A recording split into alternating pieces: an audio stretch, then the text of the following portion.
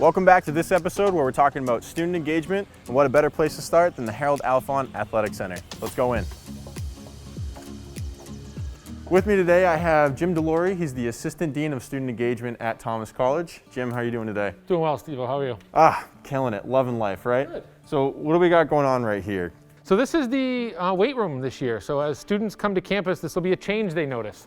This used to be upstairs. We've moved it down to use this first court to be able to allow a greater capacity so we can have more students using the equipment and working out and using the athletic center than if we had kept it in its original spot.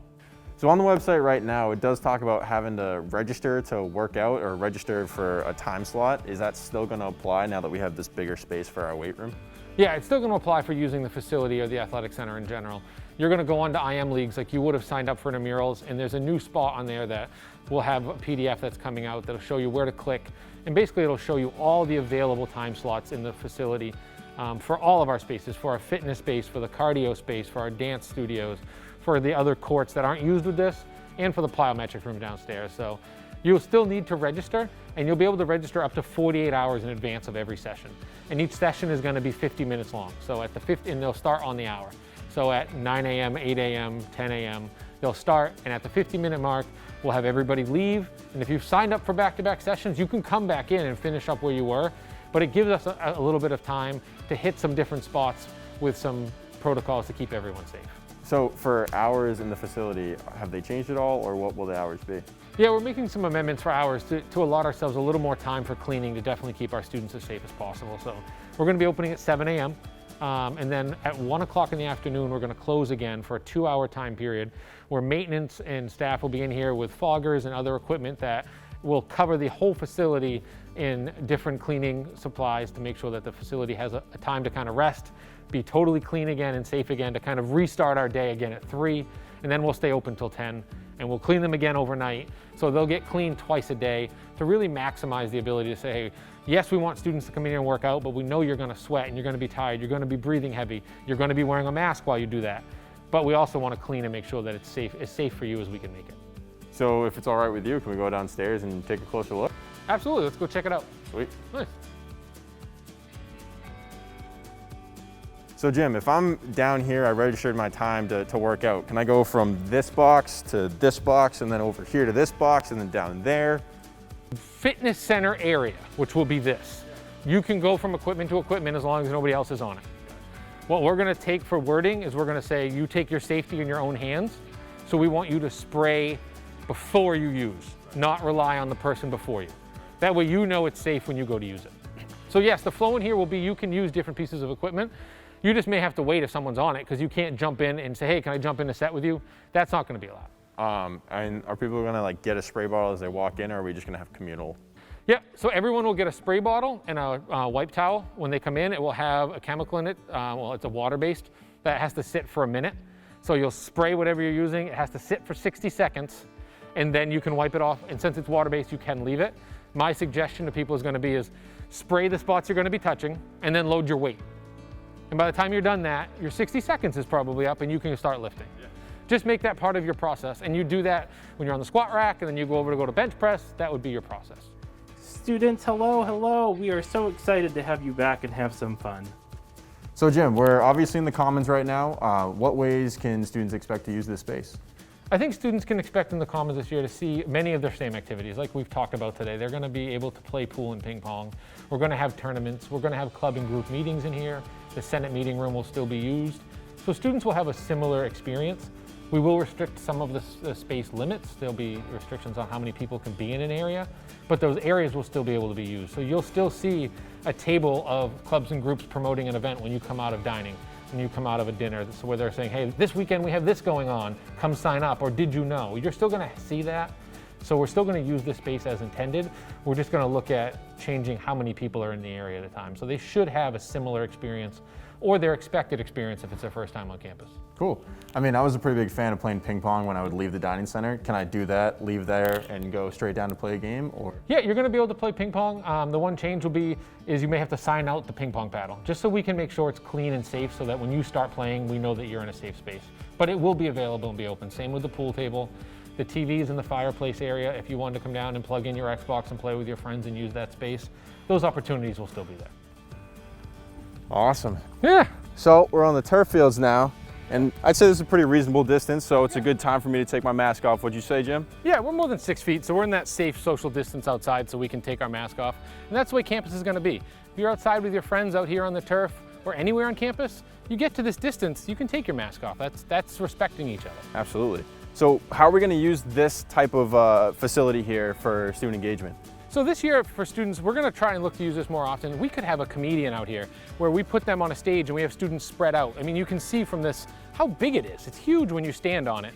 Can we use the stands and send people apart? Or does that become the stage where we have a comedian or a hypnotist that we do out here at night? Do we do a drive-in movie out here? We put up a big screen and students get a spot on the grass that they stay socially distant and they can sit without their mask on and enjoy an event.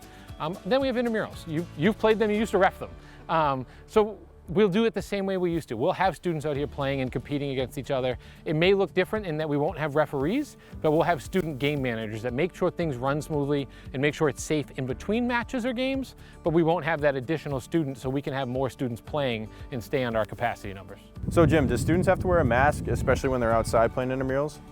So when we look at intramurals outdoors, if they're staying in an intramural where they're gonna stay apart, no. If we're gonna put them in close proximity to each other on a regular basis, we are gonna ask them to wear a mask. We're not starting with those intramurals. So your typical year, you would have seen a flag football right as you get to campus because it's exciting. We won't be doing that this year. You're gonna see kickball, you're gonna see cornhole, you're gonna see the new 4-square volleyball that you've seen all over the internet. You're gonna see those activities that don't put people in body contact. We may look to do those as the semester goes on or second semester, but to start, it's responsible for us to kind of look at the less contact-based sports. So we have our Sioux Forth Family Trail, which has been open for about 2 years now, and Jim's gonna talk to us a little bit about student access on the trail, the field behind me, and this bad boy right here. Jim, what can you say about the trail for students? So trails will be open this year as they are every year. We've been working on them this summer, keeping them in shape so they can come back and have the same experience they've expected. We'll have the mountain bikes in the athletic center that they can sign out and ride on them or take to other trails in the Waterville area. And also this year we're going to be setting up some obstacles that they would have seen at the mud run on the trail, so they can do some time trials each week and we'll have a leaderboard. It's kind of a new experience that'll happen in the field out behind you. So me as like a staff member, can I join this time trial? Can I be the winner? How does this work? Well, we haven't figured out the exact details yet, but if you want to try, I think I'd let you.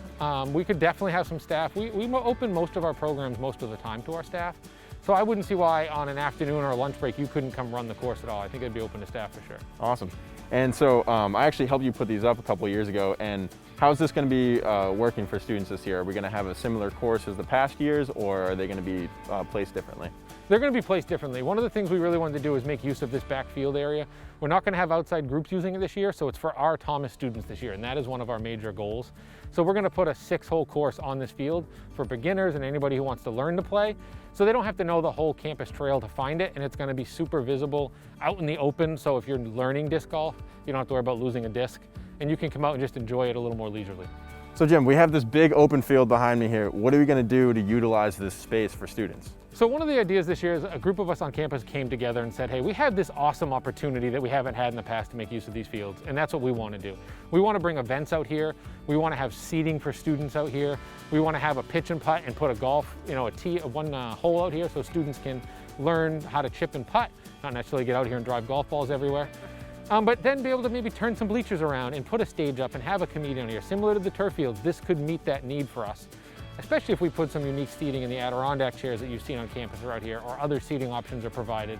This is an area that students will be able to come out and enjoy. One of the things we're doing with this though is we know we have some ideas, but students might have more. So you're gonna see a survey come out this week that's gonna come directly to you as students asking you, hey, these are the cool ideas we have and what you're gonna see on campus. Are we missing something? Is there some big idea that you have that you want to see? Tell us about that. It's a short survey that we'd ask you to respond to that's really talking about what can we do in this space. And if someone someone misses that survey whenever it comes out, what options do they have to reach out for feedback or opportunities they want to use this space for? I would say like anytime my door is open, my email is obviously something I answer frequently. They could email me directly. I think this survey will be on our website, so they'd be able to go back and find it if they wanted to use that way of communicating with us. But I say, if they say, I have this awesome idea and I need to tell someone, find the first Thomas employee you can, tell them, and they'll help you get to the right person. Absolutely. I absolutely would love to help people get the best options out here. So if you're interested and you missed the survey or you're not sure where to go, come see me as well, and I'll love to help you there. So cool. So Jim, this is the perfect place to end, but I have one final question for you. Yeah. What are you most excited for this upcoming fall? For me, it's the same as it is every year, and I think you've heard this from people. It's students on campus. They give me all the energy. Being here in the summer when they're not around is great and we can plan, but nothing beats the energy of campus when it's full of students. And I'm looking forward to having everyone back, getting people back on campus and getting through that process safely, and then getting rolling on our semester. Weird commonality between everyone wanting students back. So I can't wait to have you back. Jim can't either. Jim, thank you so much for joining us today. And it's been a pleasure just understanding how this is all going to work. Appreciate it, Steve-O. Any other questions that happen? I'm always here to help. Perfect. We'll see you next time for our latest video.